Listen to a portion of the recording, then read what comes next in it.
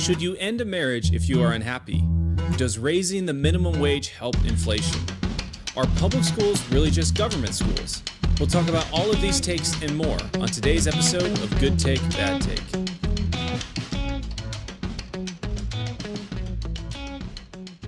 Hey friends, welcome to this episode of Good Take, Bad Take. This is the podcast where we gather takes all throughout the internet. We go through the ones that we like as well as the ones that we don't like. And we elaborate a little bit on what makes them good or what makes them bad. My name's Britt, and I'm here with my co-host Donnie. And before we get started, make sure to like, share, subscribe, all that good stuff. It helps us out. If you're watching, you can see our social media takes here on the screen. You can follow us on Instagram at Good Take, Bad Take Pod, and on Twitter and YouTube at Good Bad Take Pod. Now, without further ado, let's get into our first take of the day. So we got a Twitter thread. There's a reply to a tweet by Zuby. And Zuby writes, a lot of older people don't fully grasp how much damage no-fault divorce has caused to my generation. The fallout is wide and deep. And then a Twitter user named Ty J. Coat replied, people should leave/end marriages if they are unhappy, period. As a married man, Donnie, what do you think about this take? I wish we were rating the Zuby take, because the Zuby take is great. Yeah. We're okay. We're rating Ty's. Zuby's is a good take. Zuby's is great. Yeah. Ty's is not so great. And the thing is, I do want to make clear, we're not, none of this is talking about legality necessarily here. This is all a very qualitative kind of discussion of whether or not the effects have been good or bad in no fault divorce.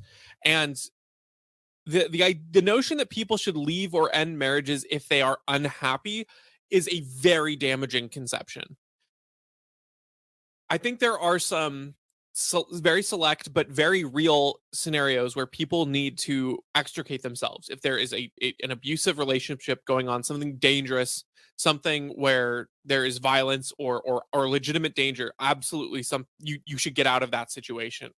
But the idea that a marriage should end if someone is unhappy, or that two people are unhappy, that's a horrible that's a horrible mantra to go by, because lots of things in life will leave you unhappy that you need to work towards, and you need to reform yourself. You need to work on serving, in the context of marriage, serving the other spouse better and working towards those things together. I can't remember the exact root, but I want to say that the word happy, and I think the word or the root hap has to do with luck. I think that's in the Latin or something. And so happiness as a very concept is something that will fluctuate in and out. It's a very passing feeling. It's a very, it's not a deep rooted emotion that is lasting. And so if you're making your biggest life decisions based on happiness, that's a really big problem, I think, because there's so much you can do to make your situation happier. There's so many things that you should work on first to make things better, especially because leaving a marriage is destructive, not only for you, not only for your spouse, but for your immediate family and friends and community. It's a destructive thing to do. And as Zuby points out, I think in particular for any children, I mean, he implies for the generation, but for children, I think it has devastated them in their upbringing in many ways. Yeah, and to kind of your you're kind of quiet here. Oh shoot, hold on. Yeah, no worries. But just to iterate on that, because when you have parents that are separated, you leave a lot less stable homes and households, and you also kind of shatter the conception of unity in a marriage, and it becomes easier for the next generation to think that marriage is something that can just be kind of turned on or off like a switch. Yeah. Did you got me better now? Yeah. Okay, perfect. Cool. Yeah, to your beginning point about no fault divorce, or like people, there are instances where people should be able to leave marriage. Like before no fault divorce became a thing, there was actually like a set criteria for that. And that included abuse, included infidelity, included, basically neglect. So let's say, a person, you married someone and you were supposed to take care of them and you weren't taking care of them in one way or the other, that person could divorce you for that. And there were two others, and I can't remember them off the top of my head, but basically there was a pretty solid criteria for it. It wasn't, and happiness was not one of them, right? Like the qualifier for that. And I guess to this person, to Ty, I would ask, like why get married at all, right? If you should and will leave a marriage when you are unhappy, like what's the point of beginning in the first place? Because marriage is about the bond between a husband and a wife, a commitment that is made for better or for worse. And despite what a lot of people would like to think, it is a religious institution, right? It's the paper or the agreement or the covenant that matters to me is not the covenant between myself and the government. The piece of paper that was given to me when I went down to the courthouse to be married to my wife. The covenant that matters to me is the one that I made between my wife and I and God, right? And my God and my belief, because that's what makes it sacred. And I know there are a lot of other religions and cultures that have marriage, but at the center of all of it, right, is that you are making a pledge to the other person in light of something sovereign, right? It doesn't necessarily have to be the Christian God; it could be anything, because that means that you're going to uphold some sort of ideal. And that's what the point of marriage is, right? There's going to be really hard things that happen, and you're supposed to fight through that, because at the end of the day, playing a game that is sustainable, that is iterative, that continues over hopefully the period of like 30, 40, 50 years is better than a game that you play for 2 or 3 years and then end because you're unhappy about it.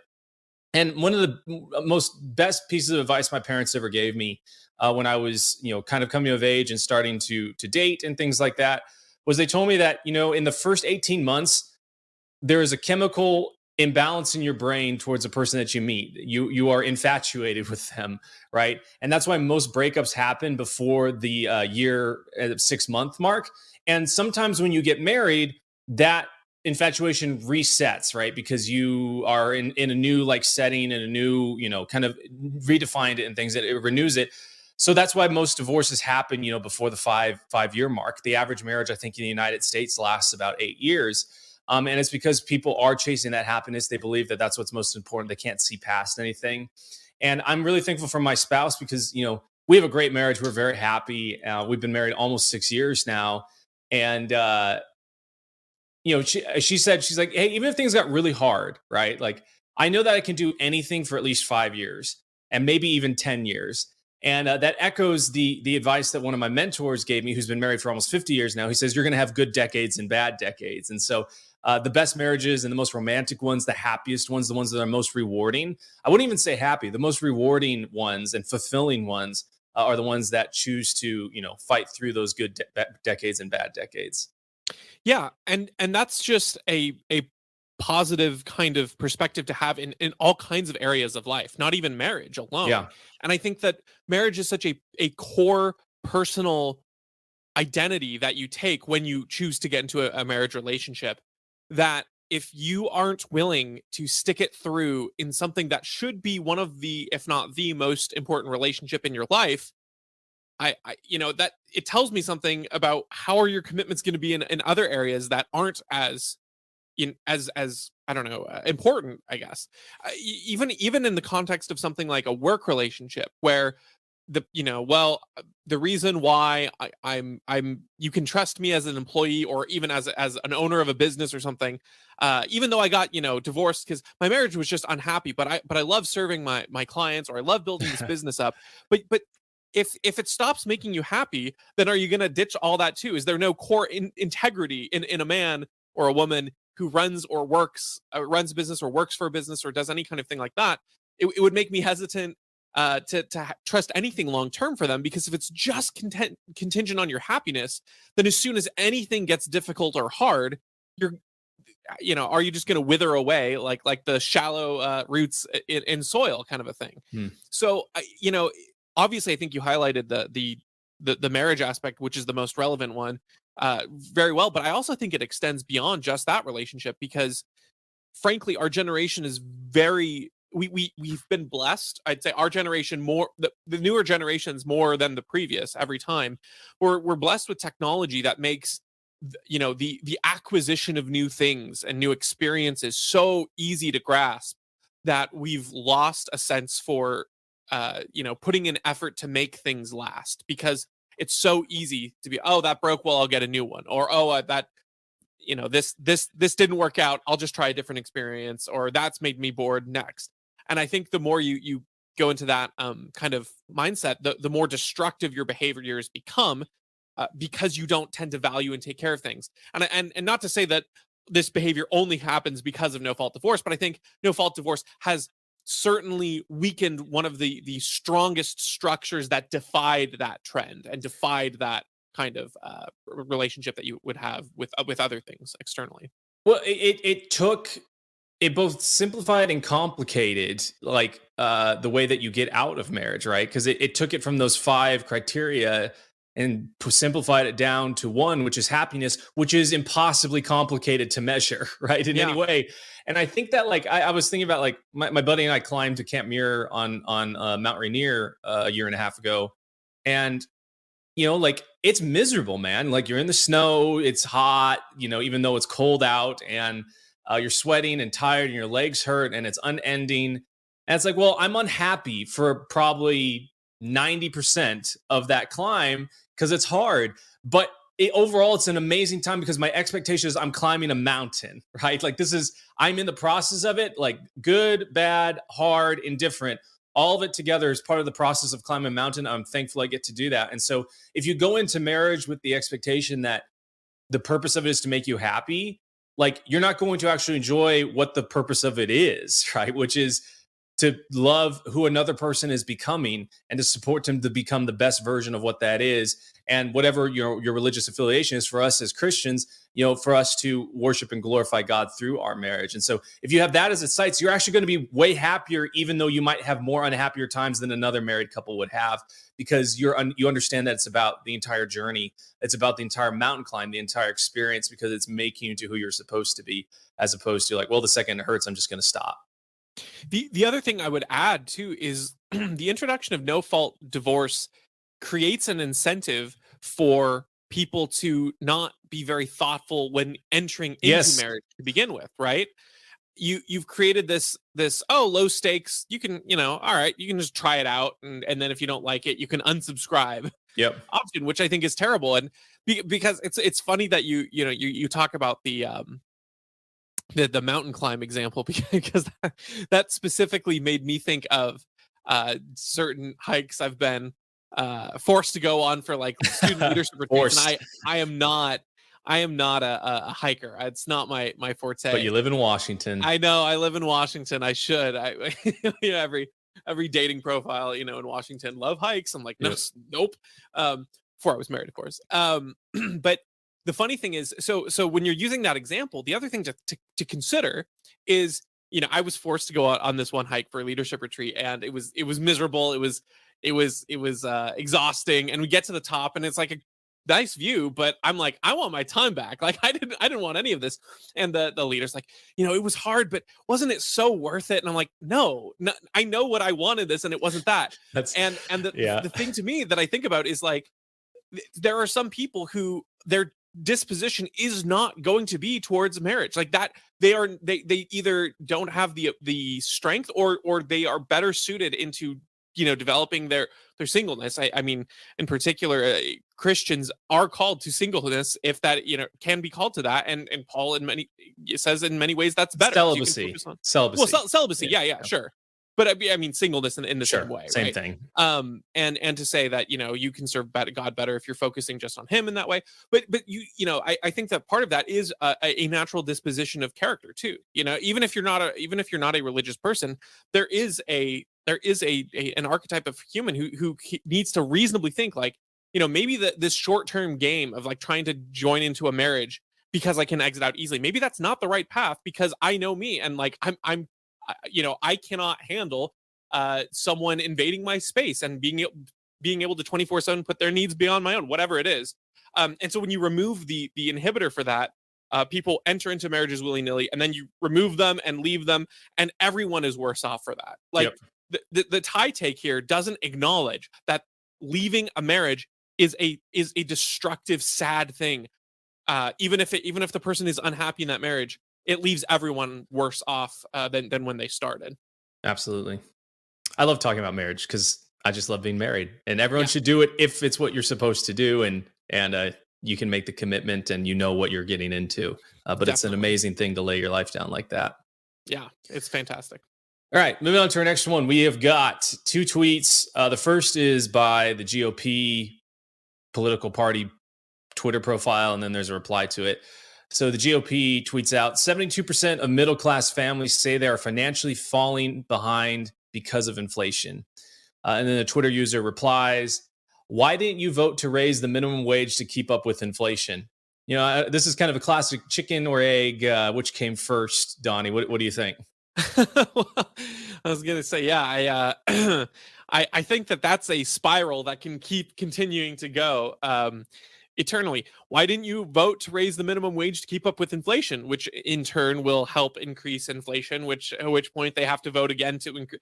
If you tie it up like that, you get a never-ending cycle of constantly increasing prices, and that's just a little unfortunate. I think it's a very not. I don't know. I don't want to be mean and say shallow, but it's a very short-sighted viewpoint to think that tying the minimum wage to keep up with inflation is a long-term fix for the problems that people want it to be a fix for. People think that if you tie these things together, then workers will never be taken advantage of, or workers will never have the issues affording basic goods or whatever. But the problem is that when you tie a minimum wage to inflation, you're tying it to an arbitrary signal that's already showing, like, inflation as a concept is already showing your economy is unhealthy. Things are getting more expensive because there's an underlying problem. And rather than letting prices adjust because of whatever problem is being introduced, you're tying the base wage rate to the symptom of another problem without addressing the real problem. And so then you're creating an extra problem by doing that, right? You actually need to look at what's causing inflation. Why are prices increasing, and can we get things to be sending accurate signals in the economy so that prices are reflective of what things actually cost, and then in that way you actually can reduce prices for everyone, so you don't need to raise the minimum wage because the purchasing power of someone working in a job for whatever its value is actually more balanced compared to what things should be costing. But this is just putting a band-aid and taping that band-aid to another band-aid so that when the first one peels off, it takes the second one with it, and you haven't addressed the underlying issue in either case. Yeah, people seem to think that inflation, like, they don't have a lot of lefties, at least, do not have like an accurate understanding of what inflation is, which is more and more money chasing less and less goods. And for whatever reason, they believe that inflation is just because companies had a realization that they could make more profits if they just charged more. I promise you that companies have known that charging more equals more profits for a long time. But they also, if they were going to charge you $50,000 for a loaf of bread, they would probably never sell a single loaf of bread, and they would have to rethink their whole business strategy. So I think that a more accurate, signal of what is going on here is if you look at the M2 money supply over the past 4 years, you look at with COVID and the stimulus packages and the CARES Act and all these different things, we've printed somewhere between 30 to 40% of the total amount of dollars that have ever existed in the United States in the past 3 years. It might even be more now. That was just the last time I looked at it. It's this big old hockey stick that goes up. And so we flood the market with all of this money. We give it to people that probably didn't create any value to earn it or that it should be tied to. We dilute the value that already has been created in the market, right? So people created products and stuff. Now you have more and more money chasing that. That means the value that you have in your savings account is actually not worth as much. It can't purchase it anymore. So the people that saved have been screwed, well, which really sucks. You've also got the consumers who did not save, spending more and more money, making it harder for everyone else to still save and to buy things. And it's an ever-ending death spiral where you get things. I'm doing a remodel right now in a house, and I remember in 2020, December of 2020, we were purchasing some wood to frame in some walls. And I remember the cost of 2x4s at the time was like $1.62 or something like that per, if I was getting a 2x4 that was 8 feet long. And then now when I go to Home Depot to get a 2x4 by 8, it's $3.32, right? So within the past 3 years, the cost of lumber, at least from my perspective, has doubled. And you hear all these people saying things like, oh yeah, inflation's only gone up 7% or 8% or, which is still a lot. But then you forget to realize that they'll say it's only got up 8% compared to, in the 1980s when it was 18% or whatever. And what you forget is that they're not including everything that was included in the 1980s inflation calculation. So certain things like fuel, certain types of food, a lot of different goods and services that are actually inflated are not being included in there. And yet we are still like trying to say, oh, we're good compared to the 1980s. It's like, no, we are actually experiencing inflation more in the 17 to 20% range right now. And everyone knows that implicitly, right? When you go to the store and like, holy crap, like I'm spending $100 and my grocery cart is, a third full of what it was, a few years ago when I would buy stuff. And it's not, I kind of like understand where this person's coming from, right? Like the main driver of inflation is not because we've raised the minimum wage, it's because we printed a lot of money. But what does the minimum wage contribute to? It contributes to needing to print more and more money because you need more and more capital to fund things and all sorts of stuff like that. So it's like you're saying, it's a Band-Aid that's on top of a bigger Band-Aid, which is the Federal Reserve, which is just covering a festering wound that really just needs some antibiotics in it. And eventually, that little Band-Aid that we put on there, if it sits there long enough, it also creates a little bit of festering as well. Yeah, well, and the other thing to think is, in this, the complaint being inflation is bad and it's hurting middle class families. And this person says, why didn't you vote to raise the minimum wage? As if the only kind of individual in the middle class hurt by inflation is someone working minimum wage. Yeah, I don't think that's true. I mean, you increase the minimum wage, and who does it hurt? Well, it hurts small businesses the most, who vast majority of which are in the middle class. It hurts people who work for small businesses, whether or not they're in the minimum wage range or not. You have to have more people let go, and of course, even if you're not working for a small business, say you're working for a large mega corporation that can afford it, well, guess what? The mega corporations are cutting employees as well. I mean, you have Disney laying off people just now, after Amazon laid off a ton of people, after Google laid off a ton of people, after Microsoft laid. So they even profit the massive targets, they have to hit them.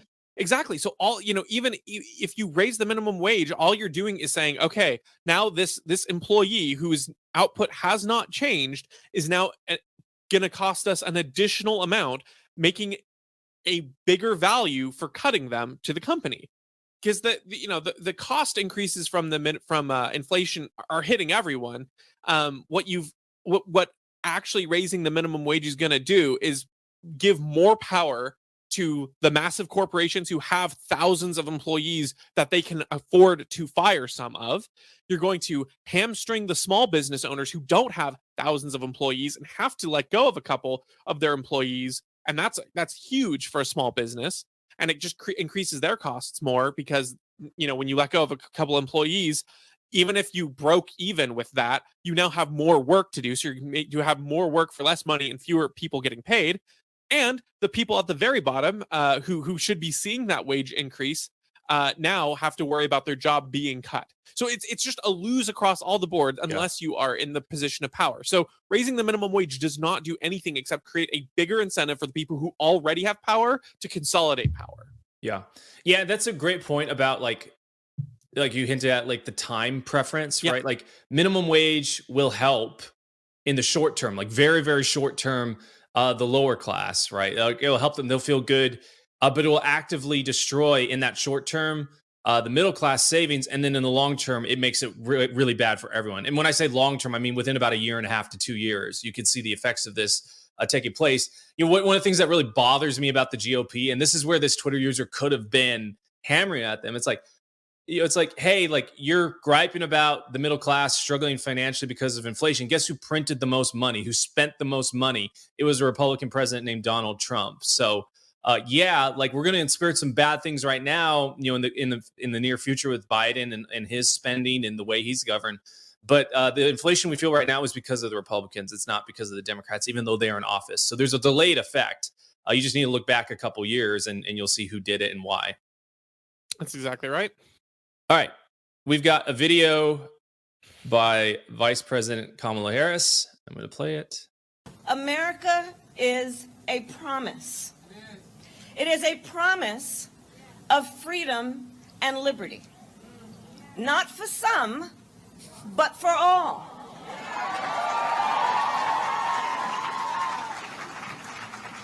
a promise we made in the Declaration of Independence, that we are each endowed with the right to liberty and the pursuit of happiness. So maybe enlighten them, Donnie, on where this is being talked at. Yeah. So if you're not watching the video and you don't see this tagline, this is Vice President Harris speaking at an event that was on the 50th anniversary of Roe v. Wade, which of course has been overturned in the Dobbs decision recently. And so she's speaking to a bunch of people who are ostensibly pro-choice, and two really great things she omits from that. So first she says, we are, the Declaration of Independence says that we are endowed, and kind of leave endowed by what, Kamala? How can you be endowed with something interesting? Okay, well, we'll move on. Endowed with, and of course we all know the line, the blank, and liberty in the pursuit of happiness. There's one missing in this, of course, and that would be the right to life. And it's just it's just such a perfect moment that she stumbles over a gap in one of the most common American phrases that you'll hear: the right to life, the right to liberty, and the right to the pursuit of happiness. Those are the rights that we get in the Declaration of Independence. But you can't bring that up when you're talking about a procedure which deprives people of the very first one there, the right to life. I also noticed in this she talks about how we're guaranteed rights not for some but for all. Yes, a very ironic thing to say when you're also talking about enacting genocide on the most vulnerable population of humans, not just the ones who can speak, not just the ones who are outside of a womb, but also the ones who are inside a womb and unable to speak for themselves. Yeah, I mean, you put it really succinctly. I don't know if I have much more to add. I mean, she delivered it somewhat smoothly, to be honest with you. Like she kind of rolled through it. She's known for some pretty bad gaffes, and she didn't manage to not make one really there. She kind of went, we all have the right to liberty. And it's like, man, I actually probably would have messed that up if I was trying to be deceitful, because it's just, that's so ingrained in how we talk about the rights, like life, liberty, and the pursuit of happiness. And I think it just really reveals the dishonesty, the lack of principle, and the only ideology that matters to them, which is power, right? Like you don't have to do these sorts of dishonest tactics if you are committed to the principle of truth, because you can argue from a standpoint that's like, well, I'm going to get to whatever's logical. I am subservient to the sovereign. I'm subservient to whatever the truth is, to whatever is correct and right, and what can ever be logically, defended and backed up. When you're not subservient to that, and you're more subservient to your own power, your own selfish gain, and to fooling the masses into voting for you and things like that, then you are forced to make these types of errors and to make these types of inconsistencies. And so, all you have to do, when you look at the pro-life versus the pro-abortion side, is just look at who's being consistent. And the pro-abortion side will say things like, well, the pro-life side's not being consistent. They don't want to, they're pro-life for everyone, for the unborn, but not for the immigrant, for whatever. It's like, no, like the pro-life side in vast majority are very much want to take care of the immigrant, want to take care of, people coming across the border, or take care of the poor and things like that. We might disagree on how we do that, but we're not arguing that like, oh, they don't have a right to life, right? Like that's the big difference, and that's part of the dishonesty there as well. It's they're making a category error, and they're not hearing what we're actually saying, which is we agree that we want everyone to live. We want everyone to live their best life possible. Now let's talk about how we get there. The Democrats, on the other hand, the leftists, people that are pro-abortion, are not talking about that. They're saying that some lives matter more than others, and some lives matter more than others, especially in the case of preference and convenience. Yeah, that's that's absolutely right. I was listening to the reason why I thought of this particular clip again was I saw a video of Michael Malice talking with Michael Knowles of the Daily Wire, and it was honestly really funny video. They're playing that game, right? Yeah, they're playing the game again. Exactly. Yes or no? Michael Malice's new book. it was very fun conversation. But what I really liked, I'm not a huge Michael Knowles fan in general. Just I think his positions on a lot of things are not to my taste. But I thought he made a really great point on this particular issue where you're talking about these three values, and in order to even have the right, if liberty is your ultimate value, right? If liberty, a woman should be free to choose, or whatever aspect it is, you should have the freedom to do this or that. You have to have life in order to even have that. So you have to have a hierarchy of these rights, because without life you can't even pursue liberty. That's not even an option. And in the pursuit of happiness is requires liberty in the same way. In order for you to be able to pursue something, you can be happy without it, but in order to pursue happiness yourself and to find it, you need liberty. But in order to exercise your liberty, you need to have life as well. So there's a dominance hierarchy of these kinds of values. And so for the people who talk about, oh, if you're pro-life and yet you claim to be pro-liberty, but you just want to restrict what people can or can't do, it's a very simple equation, which is to say, no, I'm 100% pro-liberty in this. I'm pro-liberty for everyone, and that means that your liberty doesn't mean you get to kill the child inside of you to deprive them of their liberty. That's not part of the equation of being free when you impede on someone else's rights. So yeah, it's one of those things where her specific remarks are very telling, because I think, like you said, if you are really in pursuit of the truth, you're not afraid to shy away. You're not going to shy away from phrases like "you have the right to life." The fact that you couldn't even stomach to say that is really telling. And I don't know. Maybe she would have done better if she pulled a Biden and said, "Well, you know the thing." Yeah. Oh man. Yeah. People don't deliver things. People deliver things smoothly without those types of gaffes when there's a principle that they are trying to work out and trying to live out. When they don't have that principle, it's really easy to stumble over yourself, because you're second guessing yourself all the time. You're not concerned with what you actually believe and what is actually right. You're more concerned with what people are going to perceive it as. Definitely. All right, moving on to our next one. So we've got a picture, the Libertarian Party Mises Caucus, who we very much like. They tweeted out a picture of some villagers from My Lai in Vietnam, and they title it, "Look at the lack of terror on the baby's face in this picture. He feels safe in his mother's arms. He's always been safe there. He has no clue his families have been hurt by American soldiers. No clue they're all about to die. This is the reality of war." Very, very sad picture. Over 500 people were killed in the My Lai massacre. And then someone replies to their tweet, "And yet war is still necessary a lot of times and will always be." What do you think? Do you think the murder of 500 innocent women and children is just something that can justify the necessities of war?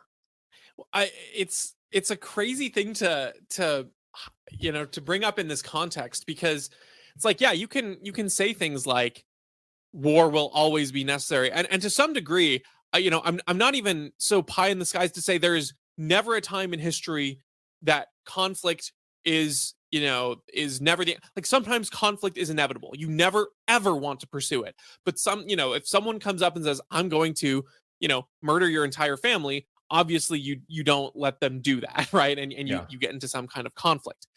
The crazy thing is to bring up this point when you're talking about an absolutely unnecessary, brutal, and inhumane example of war and terror. Like that's like the actually guy, like, on steroids.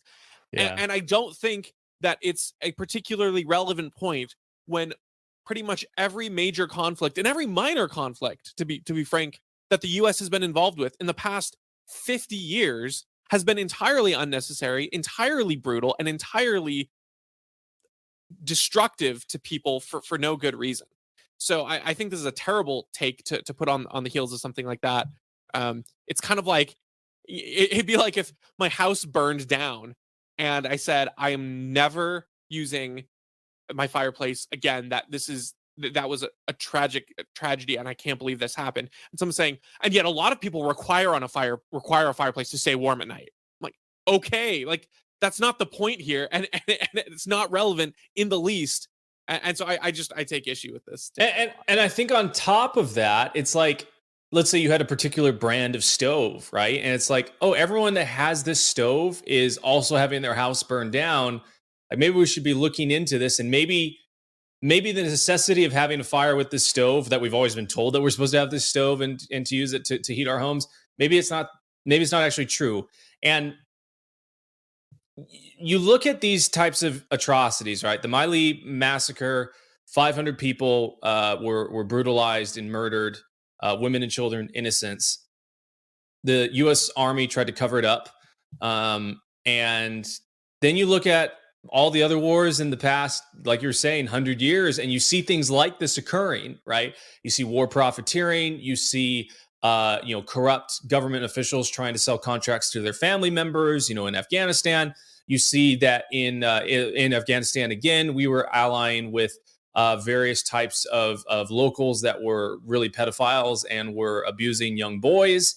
And you have to ask yourself, what if this is part of our necessary wars? It's like maybe that sheds light on whether it's necessary and what the actual motivation of doing these wars is. And if not that, then it should also make you be like, man, like our bar for what is necessary, if this is just part of war, right? Let's just say it's just part of it. We know what happens. Shouldn't that really, really, really raise the bar to say that we have to go to war? Maybe almost to the point of like, man, maybe a foreign country has to almost be on our soil or targeting us specifically and with their finger over the button saying they're going to launch missiles at us. Like that bar should be really, really high if this is going to be the cost of it. And the reality is these are the costs of war, right? Like this stuff happens. I just don't think that means that's like, well, we should just let war happen and be willy-nilly about it. I think we should be really, really careful. We should be really, really conscientious of the types of conflicts that we are going to involve ourselves in, as well as all of the actions that we take before that to avoid provoking war in all ways possible, right? A lot of people on this post were talking about like Ukraine, like, oh, well, that's, this way or that way.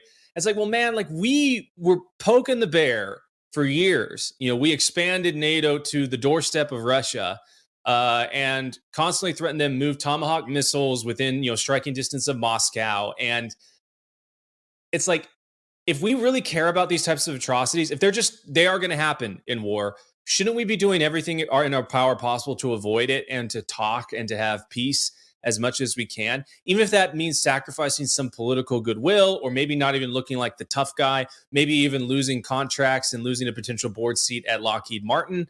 I think so. Yeah, that's exactly right. It was very well said. I mean, all of these points just highlight the sort of inane comment. I mean, it's a very typical thing on social media to find these kinds of comments that are so just, they're so out of place because it's so irrelevant to the thing at hand. You wonder how someone can look at this photo and think about the consequences and genuinely say that, Yeah. like imagine saying that to this person's face, right? Like, look, I understand, but frankly, war is always necessary, or can be necessary and will always be necessary at points. I mean, what a stupid thing to say to someone in that situation, and what a stupid thing to say here and now as well. So it definitely shows a lack of connection between the fact that these are real people and this is a real situation and people's lives are actually impacted here, and shows how profound the war machine propaganda is at convincing people that, well, war is not good, but you always got to back the troops. If you don't back them, you can stand in front of them. Like, as if those are, I mean, like that phrase, like I never realized. I always thought it was just kind of like a cheeky, cheesy. I mean, maybe this is an insult to boomers, but boomerism.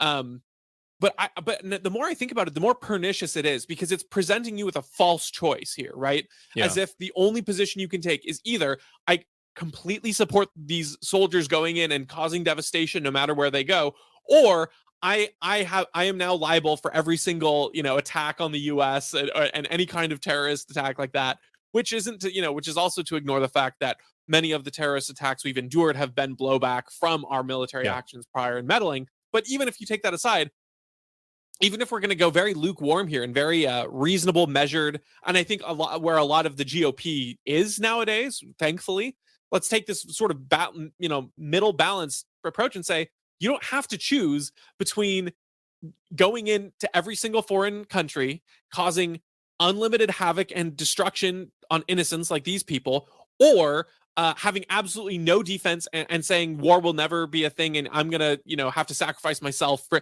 that is a false dilemma.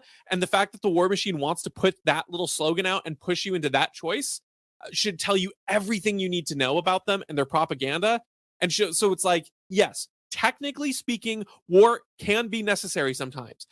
But if you are carrying water for the kind of association that's trying to push you into this false dilemma, maybe think twice about wheeling out their talking points for them on Twitter on the picture of a devastated rural family. Yeah. Yeah, and I think, for folks that are interested in learning more about this stuff, Scott Horn's got a video series called Enough Already on YouTube, which is fantastic. They're like 5-6 minute videos about the history of the United States and its wars over the past 100 years, particularly in the Middle East.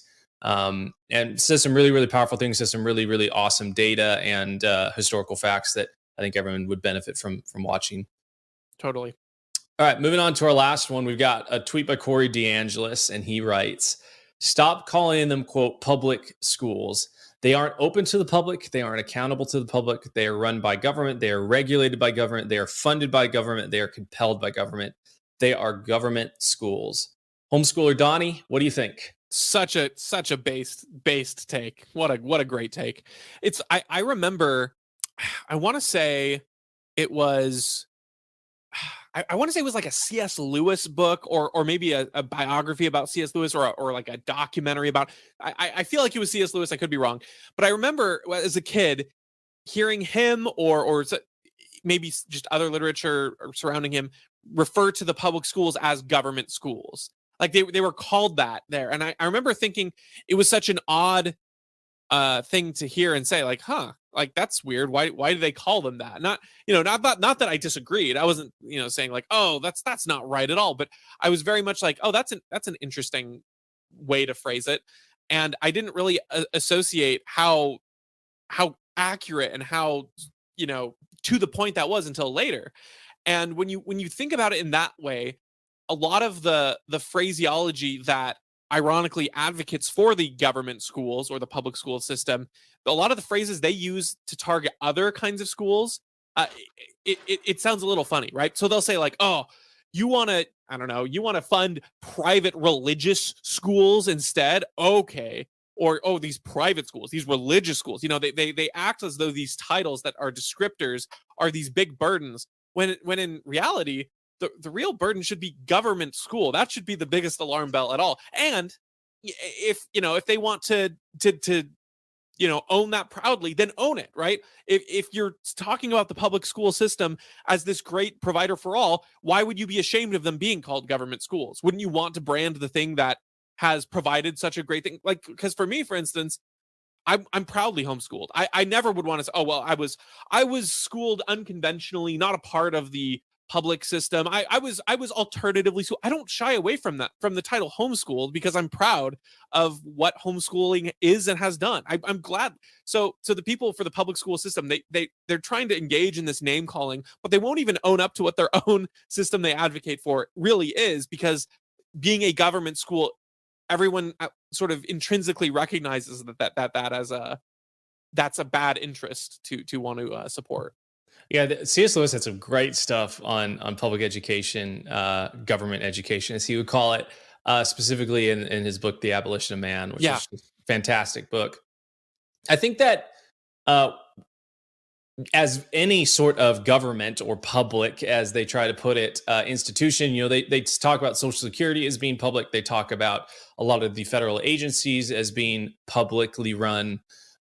You realize that, like, just like those, they live and exist to serve the bureaucrats that are part of them, the administrative state.